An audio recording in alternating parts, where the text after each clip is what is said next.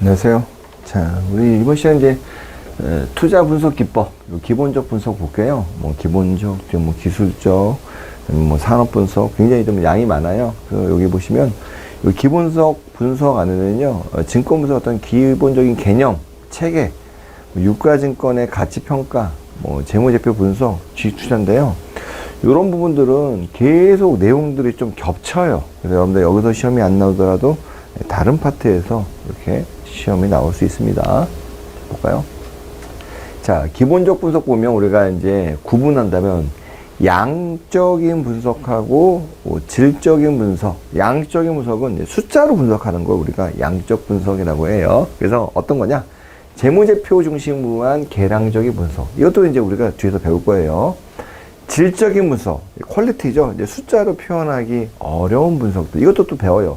경제에 대한 분석, 뭐 산업, 뭐 개별 기업의 사업 내용, 뭐 경영진 등 비계량적인 거란 건 숫자화하지 못하는 그런 자료에 대해서 분석한다. 우리가 이제 질적인 분석에 보시면 미시 방식, 거시 방식 했어요. 이미 한번 배웠어요. 바텀은 뭐냐? 그죠? 기업, 산업, 경제 이런 식으로 분석의 순서를 가져가는 거 우리가 바텀업 미시 방식이라고도 하고요. 아래에서 위로 올라가잖아요. 그러니까 얘를 상향식이라고도 하고요. 거시 방식은 말 그대로 반대예요.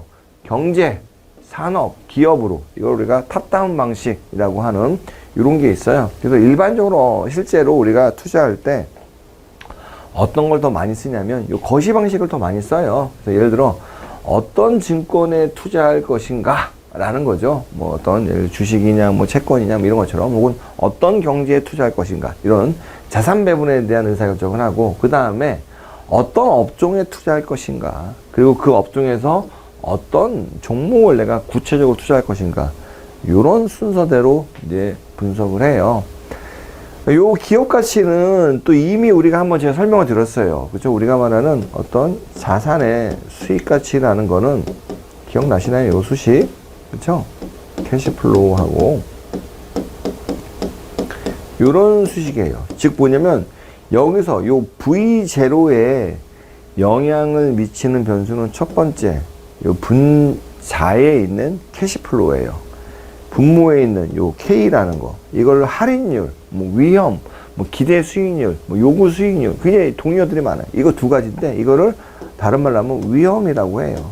그러니까 1번은 플러스의 관계겠죠. 누구랑? V0랑. 요 캐시플로우가 커지면 커질수록 어떤 기업의 가치 혹은 어떤 자산의 가치가 증가하죠. 위험은요.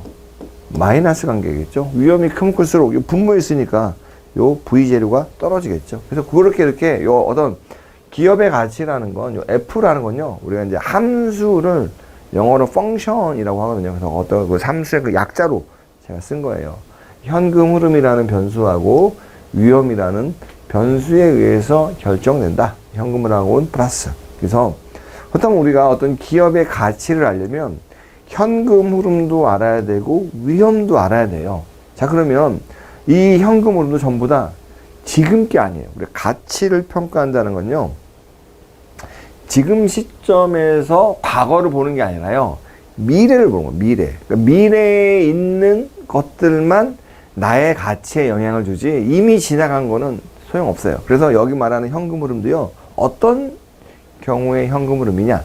미래에 대한 현금 흐름을 의미해요. 그럼 이런 현금 흐름을 미래 거니까 우리가 추정이라는 작업을 해야 되잖아요. 추정할 때 원칙이 있어요. 얘는 시험에 되게 잘 나오기 때문에 여러분 보셔요. 중요한 게 증분 기준으로 추정을 해라. 증분이라는 건요.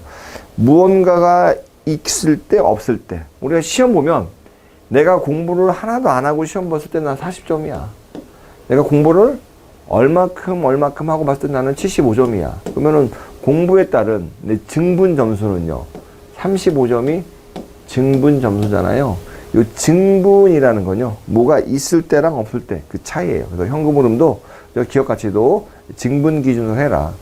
그 다음에 이 기업에 투자한 사람은 우리가 이제 넓게 보면은 채권자하고 주주거든요. 그렇기 때문에 이제 회사에서 돈을 벌면 정부에다가 세금을 내요. 그러니까 세금 내는 거 빼고 세금은 이미 정부한테 주고 세금 내고 나머지 돈을 가지고 현금 흐름을 추정해라. 그거 우리가 뭘로 말하냐? 세후 기준으로 추정하겠다. 그 중에서 감가상각비라는 건요, 우리가 비용은 비용인데 실제로 돈이 안 나가는 비용이에요. 그래서 여기 중요한 건 이런 비용, 감가상각비라는 비용 때문에 돈이 안 나갔지만 비용이기 때문에 얘 때문에 비용이니까 세금을 줄여주는 효과가 있어요. 이런 절세 효과는 고려해라. 그리고 여기다가 추가를 한다면 감가상각 방법에 따라 가지고 상각 방법에 따라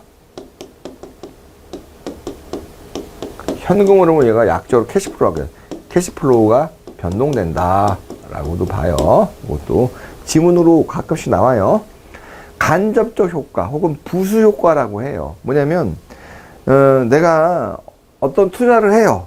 투자를 했는데 돈을 버는 건 좋은데 그 투자로 인해서 주변 지역사회에다가 막 소음을 좀 일으켜. 공장이 막 돌아가고 하다 보니까 소음이 나면 그죠? 동네 사람들한테 그 소음에 대한 배상도 해줘야 되잖아요. 그런 것들까지도 그 배상하면 돈이 나갈 거 아니에요. 그 돈 나가는 것도 여기에 고려해라 라는 거예요. 그 다음에 현금 유입하고 유출 시점을 정확하게 추정해라. 왜냐면 우리가 이제 기본적인 데이터가 회계 데이터인데 우리가 이제 재무회계에서의 어떤 원칙은 발생주의예요. 발생주의라는 건 어떤 사건이 발생했을 때 그 거래를 인식하는 거지 실제로 돈이 들고 그러니까 돈이 이제 왔다 갔다 하지 않더라도요 사건이 발생하면 그 거래를 인식하는 거예요. 그렇기 때문에 실제로 어떤 회계상으로 추정한 이익하고 비용이요 현금 기준으로 밝혔을 때는 좀 달라질 수 있어요. 시점이요. 그래서 그런 시점을 고려해서 정확하게 추정해라. 여기 유출 죄송합니다. 오타 시기가 시기라고 하죠. 시기가 다를 수 있다. 기회비용은 고려하고 매몰원가는 고려하지 말아라. 기회비용은요, 이제 우리가 계속 영향을 미치는 거예요. 그걸 기회비용이에요. 내가 만약에 이 기업에 주식에 투자했어요. 1,000,000원을. 근데 만약에 주식에 투자 안 했다면, 내가 이거를 은행에 예금했더라면 계속, 그죠? 어떤 예금 수익률이 생길 거 아니에요. 근데 그건 언제까지요? 내가 계속 주식에 투자를 했으니까 끝날 때까지는 그 기회비용이 같이 따라다니는 거예요. 그러한 기회비용들은요, 비용으로 고려를 해라. 매몰원가는요, 다른 말로 하면, 과거의 사건으로 인한 결과물이에요. 예를 들어, 우리가 이제, 이번에 시험 봐. 누가? 나 근데, 2년 전에 시험 못 알았어. 그럼 과거는 과거예요. 그죠? 우리 고려하지 않아요, 이런 것들은요. 왜냐면, 요 가치평가의 기본 철학은 미래에도 계속 영향을 미치는 거예요. 과거는 과거라서 이게 미래에 영향을 미치지 않는 것들이죠. 그런 것들은 고려하지 않는다. 그런 걸 우리가 매몰원가라고 해요.